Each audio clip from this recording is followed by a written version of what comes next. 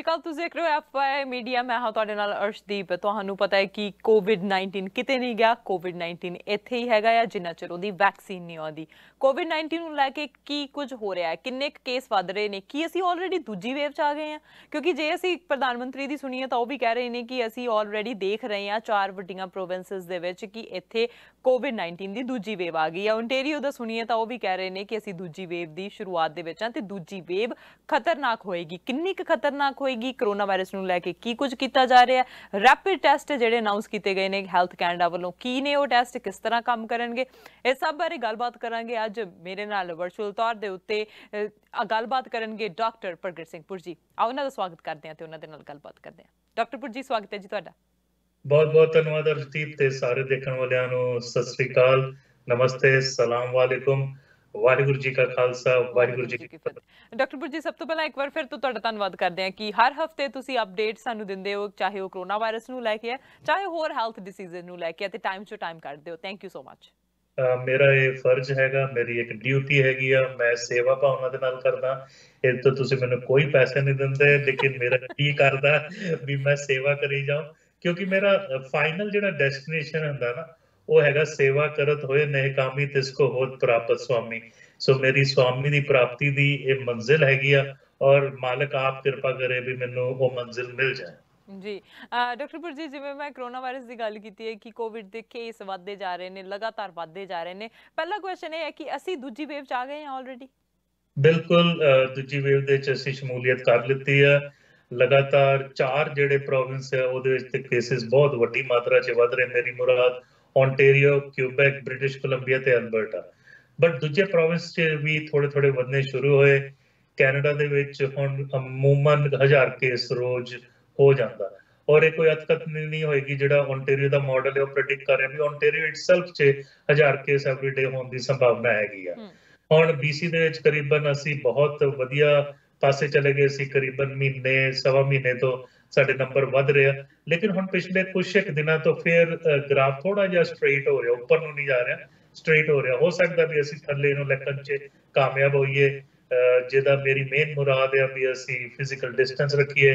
ਬਾਹਰ ਜਾਂਦੇ ਜਿੱਥੇ ਸੰਘਣੀ ਗੈਦਰਿੰਗ ਹੈਗੀ ਆ, ਫਿਜ਼ੀਕਲ ਡਿਸਟੈਂਸ ਨਹੀਂ ਕਰ ਸਕਦੇ, ਜ਼ਰੂਰ ਮਾਸਕ ਪਾਈਏ ਔਰ ਹੈਂਡ ਹਾਈਜੀਨ। ਦੂਜੀ ਗੱਲ ਹੈਗੀ ਆ ਵੀ ਅਸੀਂ ਬਹੁਤੀ ਟਰੈਵਲਿੰਗ ਨਾ ਕਰੀਏ, ਘਰਾਂ ਦੇ ਨੇੜੇ ਚੜੇ ਰਹੀਏ। ਮੈਨੂੰ ਪਤਾ ਵੀ ਹੁਣ ਪਤਝੜ ਆ ਰਿਹਾ, ਵਿੰਟਰ ਆ ਰਹੀ ਹੈ, ਉਦੋਂ ਵੀ ਟਰੈਵਲਿੰਗ ਘਟ ਜਾਂਦੀ ਹੈ, ਲੇਕਿਨ ਅਸੀਂ ਹੁਣ ਇਹ ਜਿਹੜਾ ਵਿੰਟਰ ਆ ਘਰ ਦੇ ਵਿੱਚ, ਘਰ ਦੇ ਲਾਗੇ ਚਾਗੇ ਹੀ ਕੱਟੀਏ ਔਰ ਬਹੁਤ ਹੀ ਜ਼ਿਆਦਾ ਫੰਕਸ਼ਨਸ ਵਗੈਰਾ, ਪਾਰਟੀਆਂ 'ਚ ਜਾਂ ਗੈਦਰਿੰਗ 'ਚ ਨਾ ਜਾਈਏ, ਕਿਉਂਕਿ ਅਗਰ ਵਾਇਰਸ ਮਿਲਣਾ ਤਾਂ ਕਿਸੇ ਹੋਰ ਵਿਅਕਤੀ ਤੋਂ ਹੀ ਮਿਲਣਾ। ਸੋ ਇਹ ਸਾਰੀਆਂ ਚੀਜ਼ਾਂ ਬੜੀਆਂ ਇੰਪੋਰਟੈਂਟ ਨੇ ਔਰ ਸਾਨੂੰ ਲੱਗਦਾ ਹੈ ਵੀ ਵੈਕਸੀਨ ਜਿਹੜੀ ਹੈਗੀ ਹੈ ਸ਼ਾਇਦ ਜਨਵਰੀ ਦੇ ਲਾਗੇ ਚਾਗੇ ਆਉਣ ਦੀ ਸੰਭਾਵਨਾ। ਟ੍ਰਾਇਲਸ ਬਹੁਤ ਵਧੀਆ ਚੱਲ ਰਹੀਆਂ। ਟ੍ਰਾਇਲਸ ਕਿੱਥੇ ਚੱਲ ਰਹੀਆਂ ਨੇ ਤੇ ਕੀ ਉਹਨਾਂ ਦੇ ਰਿਜ਼ਲਟ ਆਉਣ ਦੀ ਸੰਭਾਵਨਾ? ਜਿਵੇਂ ਤੁਸੀਂ ਦੱਸਿਆ ਕਿ ਜਨਵਰੀ ਤੱਕ ਆ ਸਕਦੀਆਂ ਹੈਗੀਆਂ ਨੇ, ਪਰ ਕੀ ਜਨਵਰੀ ਤੋਂ ਵੀ ਡਿਲੇ ਹੋ ਸਕਦੀ ਹੈ? ਆਮ ਪਬਲਿਕ ਤੱਕ ਕਦੋਂ ਤੱਕ ਪਹੁੰਚੇਗੀ ਇਹ ਵੈਕਸੀਨ? ਦੇਖੋ, ਸਪ੍ਰਿੰਗ ਤੱਕ, ਜਿਵੇਂ ਕਹਿ ਲਓ ਵੀ ਮਾਰਚ ਅਪ੍ਰੈਲ ਤੱਕ ਬਹੁਤ ਸਾਰੇ ਕੈਨੇਡੀਅਨਸ ਨੂੰ ਵੈਕਸੀਨ ਲੱਗ ਚੁੱਕੀ ਹੋਏਗੀ। ਔਰ ਅਸੀਂ ਏਦਾਂ ਕੀਤਾ, ਜਿਹੜੇ ਅਮਰੀਕਾ 'ਚ 5 ਫੇਜ਼ 3 ਟ੍ਰਾਇਲ ਚੱਲ ਰਹੇ ਸੀ ਉਹ, ਤੇ ਆਕਸਫੋਰਡ ਦਾ ਜਿਹੜਾ ਹੈਗਾ ਐਸਟਰਾਜੈਨੇਕਾ ਉਹਦੇ ਨਾਲ। ਸੋ 6 ਜਿਹੜੇ ਵੈਕਸੀਨ ਮੈਨੂਫੈਕਚਰਰਸ ਹੈਗੇ ਆ ਉਹਨਾਂ ਦੇ ਨਾਲ ਅਸੀਂ ਪੈਸੇ ਵੀ ਦਿੱਤੇ ਹੋਏ ਆ, ਡੋਜ਼ਸ ਵੀ ਰਿਜ਼ਰਵ ਕੀਤੇ ਹੋਏ ਆ। ਹੋ ਸਕਦਾ 2 ਡੋਜ਼ਸ ਸ਼ਾਇਦ ਲੱਗਣ, ਏਦਾਂ ਸੰਭਾਵਨਾ ਆ ਰਹੀ ਹੈ। ਔਰ ਮੋਡਰਨਾ ਔਰ ਆਕਸਫੋਰਡ ਦੀ ਸਭ ਤੋਂ ਅੱਗੇ ਆ, ਬਟ ਨੋਵਾਵੈਕਸ, ਜੌਨਸਨ ਐਂਡ ਜੌਨਸਨ ਤੇ ਹੋਰ ਕੰਪਨੀਆਂ ਵੀ ਹੈਗੀਆਂ। ਅਸੀਂ ਚਾਈਨਾ ਔਰ ਰਸ਼ੀਆ ਦੇ ਨਾਲ ਸਾਡੀ ਸੰਧੀ ਨਹੀਂ ਹੈਗੀ, ਕਿਉਂਕਿ ਉਹ ਡੇਟਾ ਨਹੀਂ ਸ਼ੇਅਰ ਕਰਦੇ ਚਾਈਨਾ ਦੇ ਨਾਲ। ਮੁੱਢਲੇ ਦਿਨਾਂ ਦੇ ਨਾਲ ਸਾਡਾ ਸਮਝੌਤਾ ਸੀ ਕੈਨਸਾਈਨੋ ਬਾਇਓਲੋਜਿਕਸ, ਅਸੀਂ ਹੀ ਉਹਨਾਂ ਨੂੰ ਸਾਰਾ ਮਟੀਰੀਅਲ ਪ੍ਰੋਵਾਈਡ ਕੀਤਾ ਕਿੱਦਾਂ ਵੈਕਸੀਨ ਬਣਾਈ ਦੀ ਆ। ਉਹਦੇ ਬਾਅਦ ਥੋੜਾ ਬਹੁਤ ਖਿੱਚੋਤਾਣੀ ਪੋਲੀਟੀਕਲ ਹੋਣ ਦੇ ਬਾਅਦ ਉਹ ਡੀਲ ਕੋਲੈਪਸ ਹੋ ਗਈ। ਸੋ ਇੱਕ ਕੰਟਰੀ ਕੋਸ਼ਿਸ਼ ਕਰ ਰਹੀ ਹੈ, ਕੈਨੇਡਾ ਦੇ ਵਿੱਚ ਵੀ ਫੇਜ਼ 1 ਟ੍ਰਾਇਲ ਸ਼ੁਰੂ ਆ, ਲੇਕਿਨ ਅਸੀਂ ਪਿੱਛੇ ਆ ਔਰ ਅਮਰੀਕਾ ਬਹੁਤ ਅੱਗੇ ਆ ਔਰ ਵੈਕਸੀਨ ਜ਼ਰੂਰ ਬਣੂਗੀ। ਵੈਕਸੀਨ ਦੇ ਵਿੱਚ ਅਸੀਂ ਪਹਿਲਾਂ ਵੀ ਦੱਸਿਆ ਸੀ ਵੀ ਆਕਸਫੋਰਡ ਟ੍ਰਾਇਲ 'ਚ ਇੱਕ ਵਾਰੀ ਥੋੜਾ ਪੌਜ਼ ਲਾਉਣਾ ਪਿਆ ਕੁਝ ਦਿਨ ਵਾਸਤੇ, ਕਿਉਂਕਿ ਸਾਈਡ ਇਫੈਕਟ ਹੋ ਗਿਆ ਸੀ। ਹੁਣ ਟ੍ਰਾਇਲ ਫਿਰ ਸ਼ੁਰੂ ਹੈਗੀ ਆ ਔਰ ਬਹੁਤੇ ਸਾਰੀ ਟ੍ਰਾਇਲਾਂ 'ਚ ਇਹੀ ਪਤਾ ਲੱਗ ਰਿਹਾ ਵੀ ਠੀਕ ਆ, 50% ਲੋਕਾਂ ਨੂੰ ਬੁਖਾਰ ਚੜਦਾ, ਥੋੜਾ पेन होंदी है, लाली होंदी है, माड़ा मतलब सिर दुखदा, लेकिन ਉਹਨਾਂ ਨੂੰ ਕੋਈ ਜ਼ਿਆਦਾ ਸਾਈਡ ਇਫੈਕਟ ਨਹੀਂ ਹੋ ਰਹੇ ਔਰ ਇਹ ਕੋਈ ਵੀ ਵੈਕਸੀਨ ਲਾਉਣ ਦੇ ਨਾਲ ਇਹ ਜਿਹੜੀਆਂ ਚੀਜ਼ਾਂ ਅਸੀਂ ਦੇਖ ਸਕਦੇ ਹਾਂ। ਬਿਲਕੁਲ, ਤੇ ਨਾਲ ਹੁਣ ਅਸੀਂ ਜਿਵੇਂ ਗੱਲ ਕੀਤੀ ਹੈਗੀ ਹੈ ਕਿ 4 ਵੱਡੀਆਂ ਪ੍ਰੋਵਿੰਸਸ ਕੈਨੇਡਾ 'ਚ, ਉਹਦੇ 'ਚ ਦੂਜੀ ਵੇਵ ਜਿਹੜੀ ਹੈਗੀ ਆ ਉਹ ਅਸੀਂ ਦੇਖ ਰਹੇ ਹਾਂ, ਹੁਣ ਲੰਘ ਰਹੇ ਹਾਂ ਅਸੀਂ ਦੂਜੀ ਵੇਵ 'ਚੋਂ। ਅਲਬਰਟਾ ਦੇ ਜਿਹੜੇ ਹੈਲਥ ਆਫੀਸ਼ੀਅਲ ਆ ਉਹਨਾਂ ਨੇ ਕਿਹਾ ਕਿ ਅਸੀਂ ਦੂਜੀ ਵੇਵ 'ਚ ਨਹੀਂ ਹੈਗੇ। ਉਹਨਾਂ ਦੇ ਉਹ ਕਿਉਂ ਨਹੀਂ ਮੰਨ ਰਹੇ ਕਿ ਸਾਡੇ ਜਿਹੜੇ ਕੇਸ ਵੱਧ ਰਹੇ ਨੇ ਪਰ ਦੂਜੀ ਵੇਵ ਨਹੀਂ ਆ ਰਹੀ? देखो हर एक जो जुरिस्डिक्शन है अपने अपनी उन्होंने सोचनी है, समझनी है, बट अगर आप कहिए फर्स्ट वेव कह लिए, सैकेंड वेव कह लिए, थर्ड वेव कह लिए, गल तो यह भी वायरस जो हैगा वो कम्यूनिटी च हैगा किते भज नहीं गया। और जो नंबर बढ़ने शुरू होंगे उदों असीं कहते हैं भी थल्ले गया सी, जिद्दां दी छल उत्ते नूं आउंदी आ तो सैकेंड वेव ही ना ही हैगा ना, भी जिद्दां ये छल्लां होंदियां तो पहली छल आ दूजी छल है।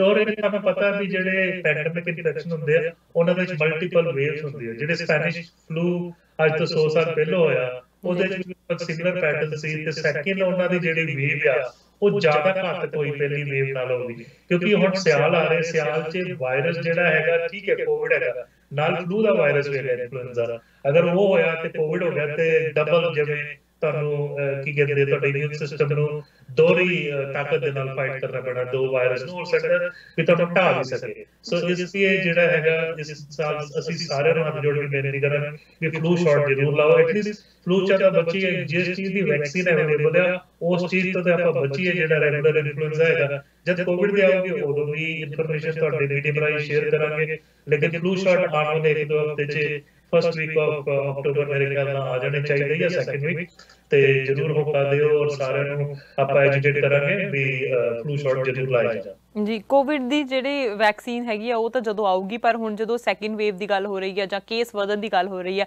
ਕੁਝ ਕੁ ਪ੍ਰੋਵਿੰਸਸ ਫੋਰ ਐਗਜ਼ਾਮਪਲ ਓਨਟਾਰੀਓ, ਉੱਥੇ ਇੱਕ ਦਿਨ ਦੇ ਵਿੱਚ 700 ਜਿਹੜੇ ਕੇਸ ਆ ਰਹੇ ਹੈਗੇ ਨੇ। ਹਰ ਕੋਈ ਕਹਿ ਰਿਹਾ ਕਿ ਦੂਜੀ ਵੇਵ ਹੈਗੀ ਆ ਬਹੁਤ ਜ਼ਿਆਦਾ ਖਤਰਨਾਕ ਹੋਊਗੀ, ਕਿਉਂਕਿ ਜਦੋਂ ਅਸੀਂ ਪਹਿਲਾਂ ਮਾਰਚ ਅਪ੍ਰੈਲ 'ਚ ਦੇਖਿਆ ਸੀ ਉਦੋਂ ਜਦੋਂ ਕੇਸ ਆਉਂਦੇ ਸੀ ਦਿਨ ਦੇ ਵਿੱਚ ਜੇ 40 50 60 ਆਉਂਦੇ ਸੀ ਤਾਂ ਅਸੀਂ ਬਹੁਤ ਘਬਰਾ ਜਾਂਦੇ ਸੀ। ਹੁਣ 100 200 ਤੇ ਵੀ ਸਾਨੂੰ ਹੁੰਦਾ ਚਲੋ ਆ ਰਹੇ ਹੈਗੇ ਕੇਸ, ਹੁਣ ਕੁਝ ਨਹੀਂ ਕਰ ਸਕਦੇ, ਪਰ ਹੁਣ ਕਿੰਨੀ ਕੁ ਜ਼ਿਆਦਾ ਖਤਰਨਾਕ ਹੋ ਸਕਦੀ ਹੈ, ਕਿੰਨੀ ਕੁ ਸਿਚੁਏਸ਼ਨ ਜਿਹੜੀ ਆ ਵਰਸਟ ਹੋ ਸਕਦੀ ਹੈ? ਦੇਖੋ ਸਾਡੀ ਟੋਟਲ ਡੈਥ ਤੇ ਕਰੀਬਨ 9200 ਦੇ ਲੱਗੇ ਚੱਗੇ ਹੈਗੀਆਂ ਔਰ 1,45,000 ਦੇ ਲੱਗੇ ਜਾਗੇ ਕੇਸਿਸ ਆ। ਸੋ ਅਮਰੀਕਾ ਦੇ ਕੰਪੈਰੀਜ਼ਨ ਚ ਅਸੀਂ ਬਹੁਤ ਸੋਹਣਾ ਪਰਫਾਰਮ ਕੀਤਾ, ਕਿਉਂਕਿ ਉੱਥੇ 2 ਲੱਖ ਤੋਂ ਜ਼ਿਆਦਾ 2,15,000 ਡੈਥ ਹੋ ਚੁੱਕੀਆਂ और करीबन 7.5 मिलियन के लगे चक्कर मामले हो चुके हैं। सैकंड च हिंदुस्तान चल रहा है 6.3, ਤੇ ਹਿੰਦੁਸਤਾਨ ਨੇ ਜਦ ਤੱਕ ਪੈਂਡੇਮਿਕ ਫਿਨਿਸ਼ ਨਹੀਂ ਹੁੰਦੀ ਅਮਰੀਕਾ ਨੇ ਓਵਰਟੇਕ ਕਰ ਲੈਣਾ ਪੋਜ਼ਿਟਿਵ ਕੇਸਿਸ 'ਚ।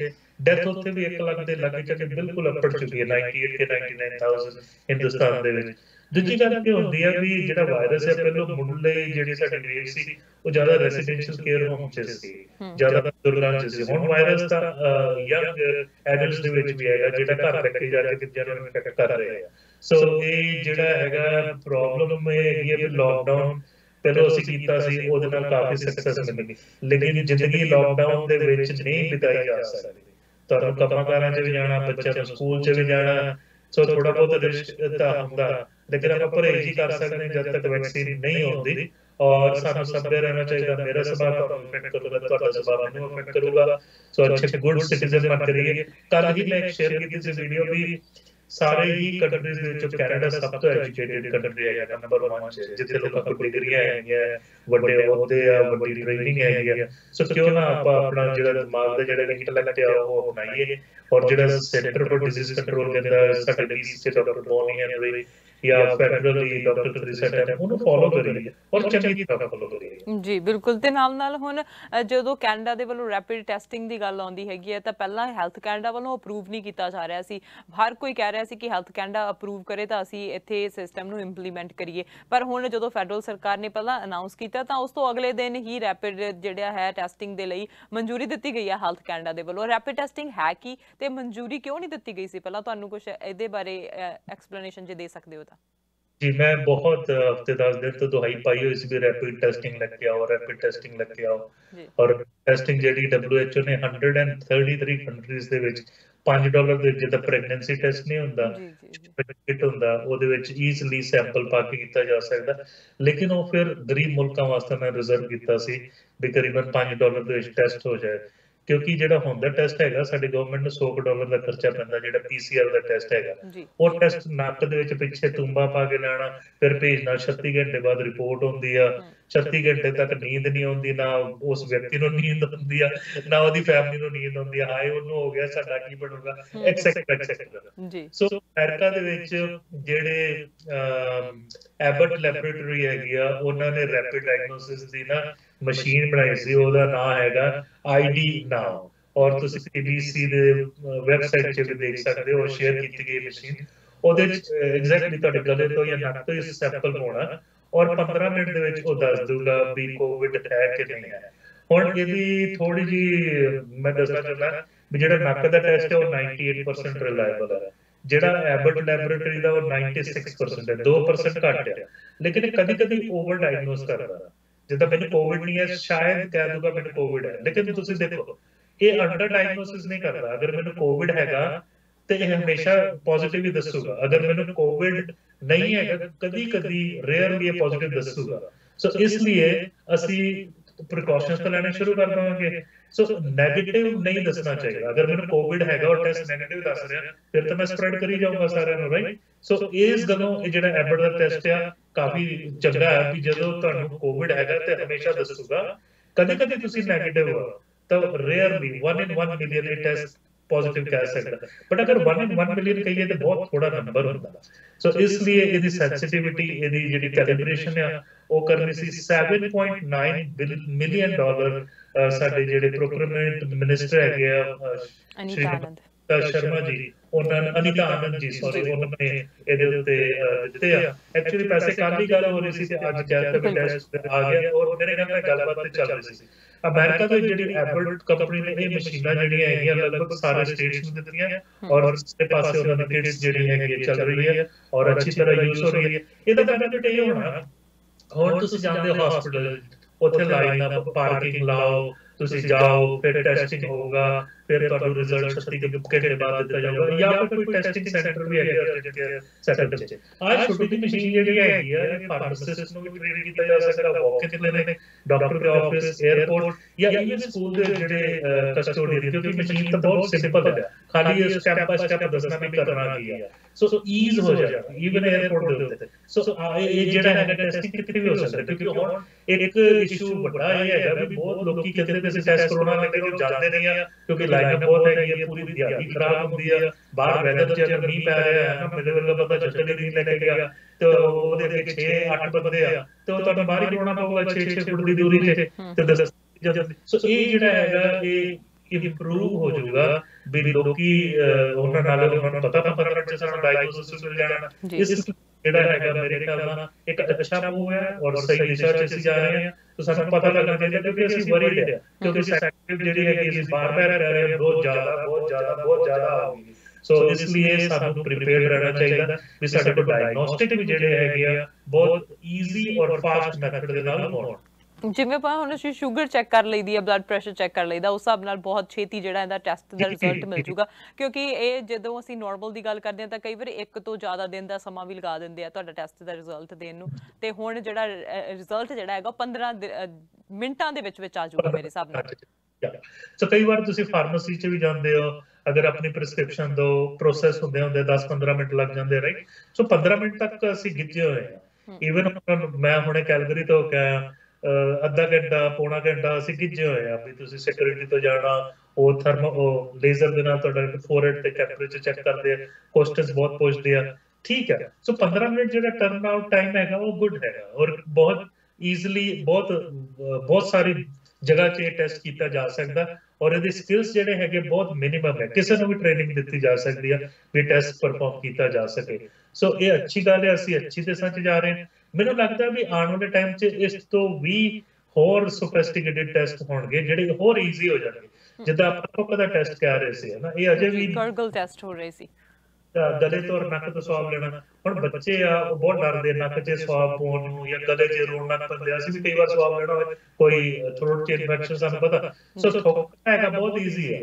ਸੋ ਉਹ ਵੀ ਟੈਸਟ ਜਿਹੜਾ ਹੈਗਾ ਉਹ ਸਾਡੇ ਬ੍ਰਿਟਿਸ਼ ਕੋਲੰਬੀਆ ਦੀ ਕੰਪਨੀ ਆ ਉਹਨੂੰ ਹੋਰ ਰਿਫਾਈਨ ਕਰ ਰਹੀ ਹੈ। ਸੋ ਇਹਦੇ ਨਾਲ ਗਵਰਨਮੈਂਟ ਨੇ ਇਨੋਵੇਸ਼ਨ ਨਵੀਂ ਟੈਕਨੋਲੋਜੀ ਰਿਸਰਚ ਐਂਡ ਡਿਵੈਲਪਮੈਂਟ 'ਚ ਪੈਸੇ ਇਨਵੈਸਟ ਕੀਤੇ ਆ, ਔਰ ਮੈਨੂੰ ਪਤਾ ਆਉਣ ਵਾਲੇ ਸਮੇਂ 'ਚ ਹੋਰ ਈਜ਼ੀ ਟੈਸਟਿੰਗ, ਔਰ ਘਰ ਬੈਠਿਆਂ ਵੀ ਹੁਣ ਥੁੱਕ ਦਾ ਟੈਸਟ ਦੇਣਾ ਤੁਸੀਂ ਇੱਕ ਕੰਟੇਨਰ 'ਚ ਘਰ ਬੈਠਿਆਂ ਵੀ ਡ੍ਰੌਪ ਕਰ ਸਕਦੇ ਜਿਹੜਾ ਵੀ ਸਾਈਟ ਹੈਗਾ। ਸੋ ਇਹ ਸਾਰੀਆਂ ਚੀਜ਼ਾਂ ਇੰਪੋਰਟੈਂਟ ਹੈਗੀਆਂ, ਕਿਉਂਕਿ ਕੋਵਿਡ ਅਜੇ ਸਾਨੂੰ 1.5-2 ਸਾਲ ਇਹਦੇ ਨਾਲ ਜੂਝਣਾ ਪੈਣਾ, ਇਹ ਕਿੱਥੇ ਨਹੀਂ ਜਾਣ ਲੱਗਾ, ਇਹ ਇੱਥੇ ਹੀ ਆ, ਔਰ ਹੋ ਸਕਦਾ ਵੀ ਫਲੂ ਵਾਂਗਰ ਹਰ ਸੀਜ਼ਨ ਇਹਦਾ ਹੋਵੇ। ਸੋ ਸਾਨੂੰ ਇਹਦੇ ਨਾਲ ਅਜੇ ਥੋੜਾ ਹੋਰ ਸਮਝੌਤਾ ਕਰਨਾ ਪੈਣਾ, ਇਹਨੂੰ ਲਰਨ ਕਰਨਾ ਪੈਣਾ। ਬਿਲਕੁਲ ਡਾਕਟਰ ਪੁਰ ਜੀ, ਇਹਦੇ ਨਾਲ ਇਹ ਵੀ ਹੋ ਸਕਦਾ ਹੈ ਕਿ ਜਦੋਂ ਅਸੀਂ ਆਈਸੋਲੇਸ਼ਨ 'ਚ ਰਹਿੰਦੇ ਹਾਂ 14 ਦਿਨਾਂ ਦੇ ਲਈ, ਉਹ ਵੀ ਖਤਮ ਹੋ ਜਾਊਗਾ ਕਿ ਜਦੋਂ ਤੁਸੀਂ 에ਅਰਪੋਰਟ ਤੋਂ ਆ ਰਹੇ ਹੈਗੇ, ਤੁਹਾਡਾ ਟੈਸਟ ਕੀਤਾ, ਜੇ ਤੁਸੀਂ ਪੋਜ਼ਿਟਿਵ ਨਹੀਂ ਹੈਗੇ ਤਾਂ ਤੁਸੀਂ ਸਿੱਧਾ ਆਪਣੇ ਘਰ ਜਾ ਸਕਦੇ ਹੋ। ਬਿਲਕੁਲ ਇਹੀ ਮੈਂ ਕਹਿ ਰਿਹਾ ਨਾ, ਲੋਕਾਂ ਦੀ ਜਿਹੜੀ ਜੀਵਨੀ ਉਹ ਇੰਪਰੂਵ ਹੋਏਗੀ, 에ਅਰ ਟਰੈਵਲਿੰਗ ਜਿਹੜੀ ਹੈਗੀ ਆ ਉਹ ਜ਼ਿਆਦਾ ਲੋਕੀ ਫਿਰ ਕਰ ਸਕਣਗੇ, ਕਿਉਂਕਿ ਅਗਰ ਸਾਰਿਆਂ ਦਾ ਸਕਰੀਨ ਕੀਤਾ ਜਾਊਗਾ ਵੀ ਕੋਵਿਡ ਨੈਗੇਟਿਵ ਵੀ ਬੈਠੇ ਪਲੇਨ 'ਚ, ਤੇ ਤੁਹਾਨੂੰ ਕਿੱਥੋਂ ਹੋ ਜਾਊਗਾ, ਹੈ ਨਾ। ਔਰ ਜਦੋਂ ਤੁਸੀਂ ਬਾਹਰੋਂ ਵੀ ਆਏ ਆ, ਹੁਣ ਸਮਝੋ ਅਮਰੀਕਾ ਤੋਂ ਕੋਈ ਹੁੰਦਾ, ਇੰਡੀਆ ਤੋਂ ਹੁੰਦਾ, ਜਾਂ ਕੋਈ ਵੀ ਬਾਹਰਲੀ ਕੰਟਰੀ ਤੋਂ ਹੁੰਦਾ, ਉਹਨੂੰ 14 ਡੇਜ਼ ਕੁਆਰੰਟਾਈਨ ਕਰਨਾ ਪੈਂਦਾ ਹੈ ਨਾ, ਫਿਰ ਉਹ ਨਹੀਂ ਕਰਨਾ ਪਊਗਾ, ਹੈ ਨਾ। ਸੋ ਅਗਰ ਟੈਸਟ ਨੈਗੇਟਿਵ ਹੈ, ਕੁਆਰੰਟਾਈਨ ਤੇ ਇਸ ਲਈ ਕਰ ਰਹੇ ਸੀ ਵੀ ਸਾਨੂੰ ਪਤਾ ਨਹੀਂ ਕਿ ਤੁਸੀਂ ਵਾਇਰਸ ਕੈਰੀ ਕਰ ਰਹੇ ਕਿ ਨਹੀਂ ਕਰ ਰਹੇ, ਰਾਈਟ। ਸੋ ਇਹ ਸਾਰੀਆਂ ਚੀਜ਼ਾਂ ਈਜ਼ੀ ਹੋ ਜਾਣਗੀਆਂ, ਔਰ ਮੈਨੂੰ ਲੱਗਦਾ ਵੀ ਅਸੀਂ ਬਹੁਤ ਸ਼ੁਕਰਮੰਦ ਹੈਗੇ ਆ ਸਾਡੇ ਪ੍ਰਧਾਨ ਮੰਤਰੀ ਔਰ ਅਨੀਤਾ ਆਨੰਦ ਜੀ ਦੇ, ਜਿਨ੍ਹਾਂ ਨੇ ਸਟੈਪ ਲਿੱਤਾ, ਔਰ ਹੈਲਥ ਕੈਨੇਡਾ ਨੇ ਵੀ ਇਹਨੂੰ ਮਨਜ਼ੂਰੀ ਦੇ ਦਿੱਤੀ, ਕਿਉਂਕਿ ਕੋਈ ਵੀ ਚੀਜ਼ ਜਿਹੜੀ ਹੈਗੀ ਐਕਚੁਅਲੀ ਹੈਲਥ ਕੈਨੇਡਾ ਦੀ ਸਟੈਪ ਲੱਗੇ ਤਾਂ ਹੀ ਕੈਨੇਡਾ ਦੇ ਵਿੱਚ ਅਸੀਂ ਉਹ ਯੂਜ਼ ਕਰ ਸਕਦੇ ਹਾਂ। ਉਹ ਜ਼ਰੂਰੀ ਕਿਉਂ ਹੁੰਦੀ ਹੈ ਹੈਲਥ ਕੈਨੇਡਾ ਦੀ? ਕਿਉਂਕਿ ਜਦੋਂ ਅਸੀਂ ਗਾਰਗਲ ਟੈਸਟ ਤਾਂ ਮੈਂ ਪੜ੍ਹ ਰਹੀ ਸੀ, ਤਾਂ ਉਹਦੇ ਵਿੱਚ ਇਹ ਸੀ ਕਿ ਗਾਰਗਲ ਟੈਸਟ ਨੂੰ ਹੈਲਥ ਕੈਨੇਡਾ ਤੋਂ ਮਨਜ਼ੂਰੀ ਲੈਣ ਦੀ ਲੋੜ ਨਹੀਂ। ਸੋ ਵੱਡੇ ਲੈਵਲ ਦੇ ਜਿਹੜੇ ਟੈਸਟ ਹੁੰਦੇ ਆ ਸਿਰਫ ਉਹਨਾਂ ਨੂੰ ਮਨਜ਼ੂਰੀ ਲੈਣ ਦੀ ਲੋੜ ਹੈ, ਜਾਂ ਕੋਈ ਪਰਟੀਕੂਲਰ ਟੈਸਟ ਹੁੰਦੇ ਆ ਉਹਨਾਂ ਨੂੰ ਮਨਜ਼ੂਰੀ ਲੈਣ ਦੀ ਲੋੜ ਹੁੰਦੀ ਹੈ? ਕੁਝ ਪਾਰਟਿਕੂਲਰ ਟੈਸਟ, ਕਿਉਂਕਿ ਇਹ ਜਿਹੜਾ ਹੈਗਾ ਇਹ 15 ਮਿੰਟ ਦਾ ਹੈਗਾ, ਮਸ਼ੀਨ ਹੈਗੀ ਆ, ਇਹਦੇ ਚ ਕਾਫੀ ਹੋਰ ਮਤਲਬ ਕੈਮੀਕਲਸ ਚੀਜ਼ਾਂ ਇਨਵੋਲਵ ਹੁੰਦੀਆਂ, ਇਹਦੀ ਸੈਂਸਿਟੀਵਿਟੀ, ਸਪੈਸਿਫਿਸਿਟੀ। ਸੋ ਜਦੋਂ ਇੱਕ ਵਾਰੀ ਮੋਹਰ ਲੱਗ ਜਾਏ ਹੈਲਥ ਕੈਨੇਡਾ ਦੀ, ਮੀਨਸ ਹੈਲਥ ਕੈਨੇਡਾ ਨੇ ਇਹਨੂੰ ਚੰਗੀ ਤਰ੍ਹਾਂ ਰਿਵਿਊ ਕੀਤਾ, ਪਰਖਿਆ, ਮਸ਼ੀਨ ਚਲਾ ਕੇ ਦੇਖੀ ਆ, ਕੋਵਿਡ ਪੋਜ਼ਿਟਿਵ ਚ ਬਕਾਇਦਾ ਕੋਵਿਡ ਪੋਜ਼ਿਟਿਵ ਦੱਸਦੀ, ਕੋਵਿਡ ਨੈਗੇਟਿਵ ਚ ਬਕਾਇਦਾ ਨੈਗੇਟਿਵ ਦੱਸਦੀ ਆ। ਸੋ ਜਿੱਦਾਂ ਨਹੀਂ ਆਪਾਂ ਕੋਈ ਘਰ ਖਰੀਦਣਾ ਹੋਇਆ ਤਾਂ ਆਪਾਂ ਪੂਰੀ ਤਰ੍ਹਾਂ ਉਹਨੂੰ ਹਰ ਇੱਕ ਰੂਮ ਜਾ ਕੇ ਦੇਖੀਦਾ, ਚੱਕੀਦਾ, ਕਈ ਵਾਰ ਫੋਟੋਆਂ ਖਿੱਚ ਲਈਦੀਆਂ, ਜਾਂ ਕੋਈ ਕਾਰ ਲੈਣੀ ਹੋਏ ਤਾਂ ਪਹਿਲਾਂ ਡਰਾਈਵ ਵੀ ਕਰਕੇ ਦੇਖੀਦੀਆਂ ਨਾ। ਸੋ ਇਹ ਸਾਰੀਆਂ ਚੀਜ਼ਾਂ ਕਰਕੇ ਹੀ ਹੈਲਥ ਕੈਨੇਡਾ ਮੋਹਰ ਲਾਉਂਦੀ ਆ, ਔਰ ਇਹ ਅੱਛੀ ਗੱਲ ਹੈ, ਕਿਉਂਕਿ ਈਵਨ ਜਦੋਂ ਹੁਣ ਵੈਕਸੀਨਸ ਆਉਣਗੀਆਂ, ਜਦੋਂ 6 ਕੰਪਨੀਆਂ ਦੇ ਨਾਲ ਡੀਲ ਕੀਤੀ ਆ, ਸਾਰੇ 6 ਦੀ ਤੇ ਵੈਕਸੀਨ ਨਹੀਂ ਹੋਣੀ, ਕੋਈ ਫੇਲੀਅਰਸ ਵੀ ਹੋਣੇ, ਬਟ ਉਹ ਫਿਰ ਹੈਲਥ ਕੈਨੇਡਾ ਦੇ ਵਿੱਚ ਜਾਊਗਾ, ਉੱਥੋਂ ਰਿਵਿਊ ਹੋਊਗਾ, ਉਹ ਬਹੁਤ ਕਰੂਗਾ, ਫਿਰ ਉਹਦੇ ਤੇ ਸਟੈਂਪ ਲੱਗੂਗਾ, ਫਿਰ ਵੈਕਸੀਨ ਸਾਨੂੰ ਮਿਲੂਗੀ। ਬਿਲਕੁਲ। ਨਾਲ ਹੁਣ ਡਾਕਟਰ ਪੁਰ ਜੀ, ਅਸੀਂ ਬਹੁਤ ਟਾਈਮ ਤੋਂ ਗੱਲਾਂ ਕਰਦੇ ਆ ਰਹੇ ਹੈਗੇ ਆ ਕਿ ਹਰਡ ਇਮਿਊਨਿਟੀ ਹੋਊਗੀ ਤਾਂ ਸ਼ਾਇਦ ਕਰੋਨਾ ਵਾਇਰਸ ਤੋਂ ਅਸੀਂ ਬਚ ਸਕੀਏ। ਬਹੁਤ ਸਾਰੀਆਂ ਚੀਜ਼ਾਂ ਜਿਹੜੀਆਂ ਸਾਹਮਣੇ ਆਈਆਂ ਨੇ, ਹਰਡ ਇਮਿਊਨਿਟੀ ਨੂੰ ਲੈ ਕੇ ਬਹੁਤ ਸਾਰੇ ਸਵਾਲ ਜਿਹੜੇ ਨੇ ਉਹ ਅਜੇ ਵੀ ਪੁੱਛੇ ਜਾ ਰਹੇ ਨੇ। ਜਦੋਂ ਅਸੀਂ ਗੱਲ ਕਰੀਏ ਸਾਡੇ ਹੈਲਥ ਆਫੀਸ਼ੀਅਲਸ ਦੀ, ਉਹਨਾਂ ਦੇ ਦੁਆਰਾ ਕਿਹਾ ਗਿਆ ਕਿ ਕੈਨੇਡਾ ਦੇ ਵਿੱਚ, ਅਲਬਰਟਾ ਦੇ ਵਿੱਚ, ਉੱਥੇ ਹਰਡ ਇਮਿਊਨਿਟੀ ਦੀ ਇੰਨੀ ਜ਼ਿਆਦਾ ਸੰਭਾਵਨਾ ਨਹੀਂ ਹੈਗੀ। ਤੁਹਾਨੂੰ ਕੀ ਲੱਗਦਾ ਕਿ ਹਰਡ ਇਮਿਊਨਿਟੀ ਆ ਸਕਦੀ ਹੈ ਇੱਥੇ? ਦੇਖੋ, ਦੋ ਚੀਜ਼ਾਂ, ਹਰਡ ਦਾ ਮਤਲਬ ਹੁੰਦਾ ਵੀ ਜਿੱਦਾਂ ਗਾਂ ਜਾਂ ਮੱਝ ਆ, ਉਹ ਬਹੁਤ ਵੱਡੀ ਮਾਤਰਾ 'ਚ ਇੱਕ ਜਗ੍ਹਾ ਇਕੱਠੇ ਹੋਣ ਨੂੰ ਕਹਿੰਦੇ ਹਰਡ, HRD। ਸੋ ਹਰਡ ਇਮਿਊਨਿਟੀ ਦਾ ਅਰਥ ਇਹ ਹੁੰਦਾ, ਕੋਈ ਵੀ ਇਨਫੈਕਸ਼ਨ ਹੋਏ, ਭਾਵੇਂ ਉਹ ਬੈਕਟੀਰੀਅਲ ਹੋਏ, ਭਾਵੇਂ ਉਹ ਵਾਇਰਸ ਹੋਏ, ਭਾਵੇਂ ਫੰਗਲ ਹੋਵੇ, ਉਹ ਇਨਫੈਕਸ਼ਨ ਤਾਂ ਹੀ ਕੰਟਰੋਲ ਹੁੰਦਾ ਜਾਂ ਥੱਲੇ ਦੱਬਦਾ ਜਦ 80% ਉਸ ਏਰੀਆ ਦੇ ਲੋਕਾਂ ਨੂੰ ਉਹ ਨੈਚੁਰਲੀ ਹੋ ਜਾਵੇ, ਉਹਦਾ ਵੈਕਸੀਨ ਕਰਕੇ ਉਹਨਾਂ ਵਿੱਚ ਐਂਟੀਬਾਡੀਜ਼ ਹੋਣ। ਦੇਖੋ, ਐਂਟੀਬਾਡੀਜ਼ ਬਣਨੀਆਂ, ਜਾਂ ਅਗਰ ਕੋਵਿਡ ਅੰਦਰ ਤੁਹਾਡੇ ਗਿਆ, ਤੁਹਾਡੀ ਬੋਡੀ ਨੇ ਐਂਟੀਬਾਡੀ ਬਣਾਈਆਂ, ਜਾਂ ਟੀਕਾ ਲਾਇਆ ਤੇ ਉਹਨੇ ਐਂਟੀਬਾਡੀਜ਼ ਬਣਾਈਆਂ। ਸੋ ਇਹ ਸਵੀਡਨ ਨੇ ਪਹਿਲਾਂ ਐਕਸਪੈਰੀਮੈਂਟ ਕਰਨਾ ਚਾਹਿਆ, ਉੱਥੇ ਜਿਹੜੀ ਹੈਗੀ ਆ ਨਾਰਡਿਕ ਕੰਟਰੀ, ਉਹਦੇ ਨਾਲ ਹੀ ਨਾਰਵੇ ਪੈਂਦਾ ਤੇ ਹੋਰ ਕੰਟਰੀਆਂ ਪੈਂਦੀਆਂ, ਉਹਨਾਂ ਦੀ ਡੈਥ 15 ਟਾਈਮਸ ਜ਼ਿਆਦਾ ਸੀ ਨਾਰਵੇ ਨਾਲੋਂ, ਜਿਹੜਾ ਉਹਨਾਂ ਦੀ ਨੇਬਰਿੰਗ ਕੰਟਰੀ। ਉਹਨਾਂ ਦੇ ਜਿਹੜੇ ਹੈਲਥ ਦੇ ਐਡਵਾਈਜ਼ਰ ਸੀ, ਡਾਕਟਰ ਟੈਲਫਨਕ, ਮੈਨੂੰ ਪੂਰਾ ਨਾਮ ਨਹੀਂ ਪ੍ਰੋਨਾਂਸ ਕਰਨਾ ਆਉਂਦਾ, ਉਹ ਬੜੇ ਕ੍ਰਿਟਿਸਿਜ਼ਮ 'ਚ ਉਹਦੇ ਉੱਤੇ ਹੋਏ, ਲੇਕਿਨ ਉਧਰ ਦਾ ਆਵਾਮ ਵੀ ਪੜ੍ਹਿਆ ਲਿਖਿਆ, ਉਹਨੂੰ ਫੁੱਲ ਫੇਥ ਸੀ ਆਪਣੇ ਜਿਹੜਾ ਹੈਲਥ ਐਡਵਾਈਜ਼ਰ, ਬਟ ਉੱਥੇ ਵੀ ਹਰਡ ਇਮਿਊਨਿਟੀ ਨਾ ਆਈ। ਉਹਨਾਂ ਨੇ ਇਸ ਲਈ ਲਾਕਡਾਊਨ, ਉਹੀ ਇੱਕ ਕੰਟਰੀ ਸੀ ਜਿਹਨੇ ਲਾਕਡਾਊਨ ਨਹੀਂ ਕੀਤਾ, ਉਹਨਾਂ ਨੇ ਸਾਰੇ ਬਿਜ਼ਨਸ ਵਿਚਾਰੇ ਖੁੱਲੇ ਰੱਖੇ, ਲੇਕਿਨ ਉਹ ਕਹਿੰਦੇ ਸੀ ਸੋਸ਼ਲ ਜਾਂ ਫਿਜ਼ੀਕਲ ਡਿਸਟੈਂਸ ਰੱਖੋ, ਮਾਸਕ ਪਾਓ, ਹੱਥ ਧੋਓ, ਲੇਕਿਨ ਕੋਈ ਲਾਕਡਾਊਨ ਨਹੀਂ ਸੀ, ਕੋਈ ਮੈਂਡੇਟਡ ਨਹੀਂ ਸੀ, ਕੋਈ ਗਵਰਨਮੈਂਟ ਵੱਲੋਂ ਐਨਫੋਰਸ ਨਹੀਂ ਸੀ। ਲੇਕਿਨ ਉੱਥੇ ਵੀ ਜਦੋਂ ਐਂਟੀਬਾਡੀ ਲੈਵਲ ਚੈੱਕ ਕੀਤਾ ਤੇ ਮਸਾ 25-30% ਲੋਕਾਂ ਦਾ ਬਣਿਆ, 80% ਦਾ ਨਹੀਂ ਬਣਿਆ, ਲੇਕਿਨ ਡੈਥ ਰੇਟ ਉਹਨਾਂ ਦਾ 10 ਤੋਂ 15 ਟਾਈਮ ਵਧਿਆ। ਹੁਣ ਅਸੀਂ ਆਲਰੇਡੀ ਦੇਖੋ 9200 ਵਿਅਕਤੀ ਗਵਾ ਚੁੱਕੇ ਹਾਂ। ਅਗਰ ਅਸੀਂ ਆਖੀਏ ਨਹੀਂ ਸਾਰਿਆਂ ਨੂੰ ਕੋਵਿਡ ਹੋ ਜਾਏ, ਕੋਈ ਗੱਲ ਨਹੀਂ, ਬਹੁਤਿਆਂ ਨੇ ਬਚ ਜਾਣਾ, ਕਈਆਂ ਨੇ ਚਲੇ ਜਾਣਾ, ਸੋ ਸਾਡਾ ਜਿਹੜਾ ਡੈਥ ਹੈ ਆਲਮੋਸਟ 250 to 300,000 ਹੋਊਗਾ। ਇਸ ਲਈ ਸਾਨੂੰ ਵੈਕਸੀਨ ਜਿਹੜੀ ਹੈਗੀ ਉਹ ਲਾਉਣੀ ਪੈਣੀ ਆ ਤਾਂ ਕਿ ਆਪਾਂ ਉਹ ਡੈਥ ਜਿਹੜਾ ਹੈਗਾ ਰੇਟ ਘਟਾਈਏ, ਕਿਉਂਕਿ ਹਰ ਇੱਕ ਪ੍ਰਾਣੀ ਆ ਉਹਦਾ ਜਿਹੜੀ ਜੀਵ ਆ, ਉਹਦਾ ਜਿਹੜੀ ਬੋਡੀ ਆ, ਉਹਦਾ ਜਿਹੜਾ ਸਰੀਰ ਆ ਬਹੁਤ ਵੱਡਾ, ਔਰ ਇਹ ਪੈਸਿਆਂ ਦੇ ਨਾਲ ਨਹੀਂ ਤੋਲਿਆ ਜਾਂਦਾ। ਸੋ ਜਿੰਨਾ ਡੈਥ ਹੁੰਦੀ ਆ ਉਹ ਵਿਚਾਰੇ ਫਿਰ ਜਿਵੇਂ ਇੱਕ ਲਾਸ ਹੀ ਆ। ਸੋ ਇਸ ਲਈ ਹਰਡ ਇਮਿਊਨਿਟੀ ਨੈਚੁਰਲੀ ਹੋਣਾ ਕੋਵਿਡ ਤੋਂ ਮੇਰੇ ਖਿਆਲ ਨਾਲ ਨਹੀਂ। ਈਵਨ ਤੁਸੀਂ ਦੇਖੋ ਫਲੂ ਸ਼ਾਟ ਕਿਉਂ ਕਰੀ ਜਾਂਦੇ, ਕਿਉਂਕਿ ਜਿਹੜਾ ਹੈਗਾ ਉਸ ਤੋਂ ਸਾਡਾ ਨੈਚੁਰਲ ਹਰਡ ਇਮਿਊਨਿਟੀ ਅਜੇ ਤੱਕ ਨਹੀਂ। ਜੀ ਜੀ ਜੀ ਇਹ ਵੈਕਸੀਨੇਸ਼ਨ ਜਿਹੜਾ ਹੈਗਾ ਉਹੀ ਸਾਨੂੰ ਸਹਾਈ ਹੋਏਗਾ। ਅਸੀਂ ਨੈਚੁਰਲੀ ਪੰਗਾ ਨਹੀਂ ਲੈ ਸਕਦੇ ਹਰਡ ਇਮਿਊਨਿਟੀ ਵਾਸਤੇ, ਔਰ ਲੋਕ ਰੇਟ ਚ ਜਿਹੜੇ ਕੋਵਿਡ ਦੀ ਆਗਿਆ ਸੁਲਝਦੇ ਰਹੇ। ਜੀ ਬਿਲਕੁਲ, ਕਿਉਂਕਿ ਹੁਣ ਬਹੁਤ ਦੁੱਖ ਵਾਲੀ ਗੱਲ ਹੈ ਕਿ ਅਮਰੀਕਾ 'ਚ 2 ਲੱਖ ਤੋਂ ਉੱਤੇ ਮੌਤਾਂ ਹੋ ਚੁੱਕੀਆਂ ਨੇ, ਪੂਰੀ ਦੁਨੀਆ ਦੇ ਵਿੱਚ ਮਿਲੀਅਨ ਤੋਂ ਉੱਤੇ ਮੌਤਾਂ ਹੋ ਚੁੱਕੀਆਂ ਨੇ, ਤੇ ਬਹੁਤ ਹੀ ਜਿਹੜਾ ਇਹ ਭਿਆਨਕ ਮਹਾਮਾਰੀ ਆ। ਅਸੀਂ ਕਹਿੰਦੇ ਆ ਕਿ ਛੇਤੀ ਤੋਂ ਛੇਤੀ ਦੀ ਵੈਕਸੀਨ ਆਵੇ ਤੇ ਛੇਤੀ ਤੋਂ ਛੇਤੀ, ਪਰ WHO ਵੀ ਕਹਿ ਰਹੀ ਹੈ ਕਿ ਵੈਕਸੀਨ ਦੀ ਅਜੇ ਕੋਈ ਗਰੰਟੀ ਨਹੀਂ ਹੈਗੀ। ਉਦੋਂ ਤੱਕ ਸਾਨੂੰ ਜਿਹੜੇ ਹੈਗੇ ਆ ਗਾਈਡਲਾਈਨਸ ਉਹਨਾਂ ਨੂੰ ਫੋਲੋ ਕਰਨਾ ਪੈਣਾ ਹੈ। ਤੁਹਾਡਾ ਕੋਈ ਮੈਸੇਜ ਫਲੂ ਸੀਜ਼ਨ ਨੂੰ ਲੈ ਕੇ ਤੇ ਨਾਲ ਕਰੋਨਾ ਵਾਇਰਸ ਨੂੰ ਲੈ ਕੇ? ਦੇਖੋ ਫਲੂ ਸੀਜ਼ਨ ਹੈਗਾ ਉਹ ਹਰ ਸਾਲ ਹੁੰਦਾ, ਇਸ ਸਾਲ ਵੀ ਆਊਗਾ, ਔਰ ਆਸਟ੍ਰੇਲੀਆ ਦੇ ਵਿੱਚ ਜੋ ਐਕਸਪੈਰੀਮੈਂਟ ਹੋਇਆ ਇਸ ਸਾਲ, ਅਗਰ ਅਸੀਂ ਉਹਨੂੰ ਕਾਪੀ ਕਰ ਲਈਏ ਤੇ ਅਸੀਂ ਜਿਹੜੇ ਫਲੂ ਦੇ ਟੋਟਲ ਕੇਸਿਸ ਹੈ 90% ਡਿਕਰੀਜ਼ ਕਰ ਸਕਦੇ ਆ, ਫਲੂ ਐਡਮਿਸ਼ਨ 90% ਡਿਕਰੀਜ਼ ਕਰ ਸਕਦੇ ਆ, ਤੇ ਫਲੂ ਤੋਂ ਜਿਹੜੀਆਂ ਡੈਥ ਹੁੰਦੀਆਂ ਉਹ ਵੀ 90% ਡਿਕਰੀਜ਼ ਕਰ ਸਕਦੇ ਆ, ਜੋ ਆਸਟ੍ਰੇਲੀਆ ਨੇ ਸਾਨੂੰ ਕਰਕੇ ਦਿੱਤਾ। ਲੇਕਿਨ ਉੱਥੇ ਬਹੁਤ ਵੱਡੀ ਮਾਤਰਾ 'ਚ ਕਰੀਬਨ 80 ਤੋਂ 85% ਲੋਕਾਂ ਨੇ ਇਸ ਵਾਰੀ ਫਲੂ ਸ਼ਾਟ ਲਗਵਾਇਆ। BC ਦੇ ਵਿੱਚ 1.4 ਮਿਲੀਅਨ ਡੋਸਿਸ ਪਿਛਲੇ ਸਾਲ ਲੱਗੇ ਸੀ, ਇਸ ਸਾਲ 2 ਮਿਲੀਅਨ ਡੋਸਿਸ ਜਿਹੜੇ ਹੈਗੇ ਡਾਕਟਰ ਬੋਨੀ ਹੈਨਰੀ ਨੇ ਮੰਗਵਾਏ ਆ, ਤੇ 47,000 ਫਲੂ ਜ਼ੋਨ ਜਿਹੜਾ ਵੀ 4 ਗੁਣਾ ਜ਼ਿਆਦਾ ਪਾਵਰਫੁਲ ਸ਼ਾਟ ਹੈਗਾ ਫਲੂ ਦਾ, ਉਹ ਮੋਸਟਲੀ 올ਡ ਪੀਪਲ ਜਾਂ ਰੈਜ਼ੀਡੈਂਸ਼ੀਅਲ ਕੇਅਰ ਹੋਮ ਵਾਸਤੇ ਜਨਰਲ ਪ੍ਰੋਟੈਕਸ਼ਨ ਦੀ ਜ਼ਿਆਦਾ ਲੋੜ ਹੈਗੀ ਹੈ। ਸੋ ਇੱਕ ਵੈਕਸੀਨ ਸਾਡੇ ਕੋਲ ਹੈਗੀ ਜਿਹੜੀ ਕੰਮ ਕਰਦੀ ਹੈ, H3N2 ਜਿਹੜਾ ਹੈਗਾ ਵਾਇਰਸ ਜਾਂ H1N1, ਇਹ ਬਹੁਤਾ ਕਰਕੇ ਤੰਗ ਕਰਦੇ ਇਨਫਲੂਐਂਜ਼ਾ ਦੇ। ਐਕਚੁਅਲੀ ਜਿਹੜਾ ਸਪੈਨਿਸ਼ ਫਲੂ ਹੋਇਆ ਸੀ ਉਹ H1N1 ਹੀ ਸੀ ਜਦੋਂ ਹੋਇਆ ਸੀ। ਸੋ ਇਸ ਲਈ ਅਸੀਂ ਉਹਦਾ ਜ਼ਰੂਰ ਲਾਈਏ। ਜਿਹੜਾ ਨਾ ਆਪਾਂ ਮਾਸਕ ਲਾਉਂਦੇ ਆ, ਹੈਂਡ ਹਾਈਜੀਨ ਕਰਦੇ ਆ, ਫਿਜ਼ੀਕਲ ਡਿਸਟੈਂਸ ਰੱਖਦੇ ਆ, ਉਹਦੇ ਨਾਲ ਫਲੂ ਤੋਂ ਵੀ ਸਾਨੂੰ ਜਿਹੜੀ ਹੈਗੀ ਆ ਪ੍ਰੋਟੈਕਸ਼ਨ ਮਿਲਦੀ ਆ, ਕੋਈ ਵੀ ਰੈਸਪੀਰੇਟਰੀ ਇਨਫੈਕਸ਼ਨ ਤੋਂ ਪ੍ਰੋਟੈਕਸ਼ਨ ਮਿਲਦੀ ਆ। ਉਹ ਸਾਰੀਆਂ ਚੀਜ਼ਾਂ ਬਰਕਰਾਰ ਰੱਖੀਏ, ਘਰ ਦੇ ਵਿੱਚ ਰਹੋ, ਸਭ्य ਰਹੋ, ਨੀਂਦ 7 ਘੰਟੇ ਆਪਣੀ ਰੱਖੋ, ਖਾਣਾ ਬਿਲਕੁਲ ਵਧੀਆ ਖਾਓ, ਜਿੱਦਾਂ ਇੰਦਰਧਨੁਸ਼ ਦੇ ਰੰਗ ਹੁੰਦੇ ਆ, ਰੇਨਬੋ ਦੇ ਰੰਗ ਹੁੰਦੇ, ਸਤਰੰਗੀ ਪੀਂਘ ਦੇ ਰੰਗ ਹੁੰਦੇ, ਉਹ ਜ਼ਰੂਰ ਖਾਓ। ਪਰਮਾਤਮਾ ਦਾ ਵੀ ਸਿਮਰਨ ਕਰੋ। ਸੋ ਖੁਸ਼ ਰਹੋ, ਆਬਾਦ ਰਹੋ, ਹੱਸਦੇ ਰਹੋ, ਵਸਦੇ ਰਹੋ। ਬਿਮਾਰੀਆਂ ਦੇ ਜੂਝਣ ਦੇ ਲਈ ਅਸੀਂ ਮੌਜੂਦ ਹਾਂ, ਔਰ ਤੁਹਾਡੇ ਅਸੀਂ ਬਿਲਕੁਲ ਗਾਹੇ ਬਗਾਏ ਹਰ ਹਫਤੇ ਆ ਕੇ ਇਨਫੋਰਮੇਸ਼ਨ ਸ਼ੇਅਰ ਕਰਾਂਗੇ, ਔਰ ਅਸੀਂ CDC ਔਰ ਹੈਲਥ ਕੈਨੇਡਾ ਇਹਨਾਂ ਨੂੰ ਫੋਲੋ ਕਰੀਏ। ਜੀ ਬਿਲਕੁਲ, ਥੈਂਕ ਯੂ ਸੋ ਮਚ। ਬਹੁਤ ਬਹੁਤ ਧੰਨਵਾਦ, ਥੈਂਕ ਯੂ ਜੀ। ਬਿਲਕੁਲ, ਜਿਵੇਂ ਡਾਕਟਰ ਪੁਰਜੀ ਨੇ ਕਿਹਾ ਕਿ ਸਾਨੂੰ ਸੱਭਿਅ ਰਹਿਣ ਦੀ ਲੋੜ ਹੈਗੀ ਹੈ, ਸਾਨੂੰ ਗਾਈਡਲਾਈਨਸ ਫੋਲੋ ਕਰਨ ਦੀ ਲੋੜ ਹੈਗੀ ਹੈ। ਇਲੈਕਸ਼ਨ ਦਾ ਵੀ ਸੀਜ਼ਨ ਆ ਗਿਆ ਹੈਗਾ, ਇਲੈਕਸ਼ਨ ਵੀ ਅਸੀਂ ਸੋਚ ਸਮਝ ਕੇ ਪਾਈਏ ਵੋਟ ਕਿੱਥੇ ਪਾਉਣੀ ਹੈ, ਤੇ ਨਾਲ ਗਾਈਡਲਾਈਨਸ, ਹੈਲਥ ਗਾਈਡਲਾਈਨਸ ਨੂੰ ਫੋਲੋ ਕਰਦੇ ਰਹੀਏ, ਆਪਣੇ ਆਲੇ ਦੁਆਲੇ ਨੂੰ ਸਾਫ਼ ਰੱਖੀਏ, ਤੇ ਨਾਲ ਆਲੇ ਦੁਆਲੇ ਦੇ ਲੋਕਾਂ ਦਾ ਵੀ ਅਸੀਂ ਧਿਆਨ ਰੱਖੀਏ ਕਿ ਜਿਹੜੇ ਗਾਈਡਲਾਈਨਸ ਨੇ 6 ਮੀਟਰ ਦੀ ਦੂਰੀ, 6 ਮੀਟਰ ਦੀ ਦੂਰੀ ਬਣਾ ਕੇ ਰੱਖੀਏ, ਤੇ ਨਾਲ ਆਪਣੇ ਹੈਂਡ ਨੂੰ ਸੈਨੀਟਾਈਜ਼ ਕਰਦੇ ਰਹੀਏ। ਤੁਹਾਡੇ ਤੱਕ ਹੈਲਥ ਨੂੰ ਲੈ ਕੇ ਇਸ ਤਰ੍ਹਾਂ ਹੀ ਜਿਹੜੀ ਅਪਡੇਟ ਹੈਗੀ ਉਹ ਪਹੁੰਚਾਉਂਦੇ ਰਵਾਂਗੇ। ਦੇਖਦੇ ਰਹੋ FY ਮੀਡੀਆ, ਤੇ ਮੈਨੂੰ ਦਿਓ ਇਜਾਜ਼ਤ। ਸਤਿ ਸ਼੍ਰੀ ਅਕਾਲ।